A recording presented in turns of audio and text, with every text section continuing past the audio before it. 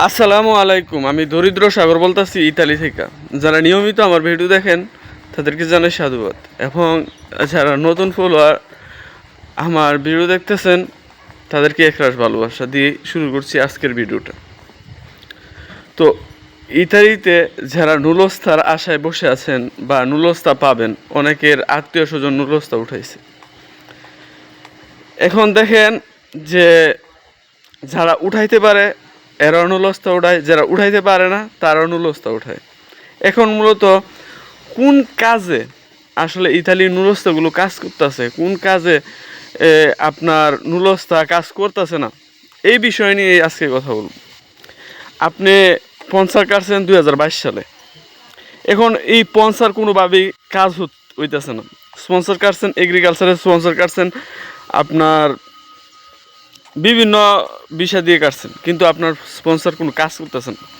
আপনি at last হার মাইনা গেছেন গা, যে আমি 2-4-5 লাখ টাকা মার খাইছি, এখন আমি আর মাইনা যেতেছি, আমার আর কোনো কাজ নাই। দেখা গেল আপনার 5 বছর পরেও আপনার স্পন্সর উঠে, 10 বছর পরেও আপনার স্পন্সর উঠে। তো একটা কথা হয়েছে কি জানেন, যে এই যে যেখান থেকেই মূলত ভিডিওটা দেখতেছেন, মেন হয়েছে আপনি একজন দালাল ধরছেন। পৃথিবীতে যে কোনো রাষ্ট্রের মধ্যে যান, আপনি কাউকে না কাউকে আপনাকে বিশ্বাস করতে হবে। যদি বিশ্বাস না করেন তাহলে কোনো রাষ্ট্রেই আপনি যেতে পারবেন না। তো আপনি আপনার উন্নত শিখরে পৌঁছানোর জন্য আপনি একজন দালালকে ধরবেন, এবং সেই দালালটা যেন আপনার নিঃস্বার্থভাবে কাজ করে। অনেক মানুষই দেখবেন যে আপনার থেকে 20,000 50,000 টাকা হাতে নিছে, যে আমি আপনাকে স্পন্সর কার্ডটা দিয়াম, এই জন্য 20,000 টাকা বা 30,000 টাকা আপনার জমা দিতে হবে, যেটা হচ্ছে আপনার নুলস্তার জন্য। আপনি দেখা গেলো তারা 20,000 50,000 টাকা জমা দিলেন। জমা দেওয়ার পরে এখন 1 বছর পরে আপনি বললেন, উনি আপনাকে বলবো যে ভাই 1 বছর পর্যন্ত ওয়েট করতে হবে। এখন 1 বছর পর্যন্ত আপনি বৈশা থাকলেন, বা 1 বছর আপনি দেখা গেল এশিয়া কোনো কান্ট্রির মধ্যে আছেন। এখন ধরেন এই একটা বছর আপনি যে এশিয়া কোনো কান্ট্রির মধ্যে আছেন, এখন সেখান থেকে হয়তো আপনি অপেক্ষা করতেছেন, অপেক্ষার শেষ গুনতে গুনতে আপনি আর একটা পর্যায়ে আপনি দেশও গেলেন, যে আমার তো স্পন্সরই উঠবো, বা ওনাকে আপনি অনেক বেশি বিশ্বাস করছেন, তো হয়তো পারে আপনি দেশে গেছেন, দেশে গিয়ে একটা কিছু করতেছেন, আপনার আশা স্বপ্ন যে আপনি হয়তো স্পন্সরটা উঠিয়ে দিতে পারে। কিন্তু দেখা গেল আপনি এদিকে ফাস্টফুডও জমা দিলেন এম্বাসির মধ্যে, আর এই দিক দিয়ে আপনার স্পন্সরও উঠলো না।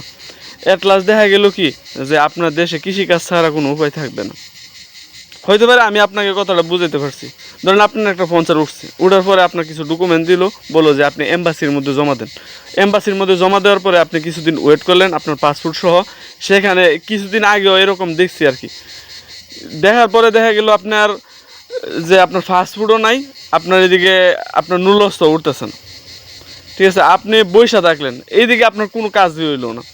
আপনি একটা রাষ্ট্রের মধ্যে থাকেন বা একটা কাজ করতেছেন, আপনি 20,000 30,000 টাকা দিবেন, একটা সঠিক মাধ্যমে দিবেন, কোনো বুয়া লোকের টাকা দেবেন না।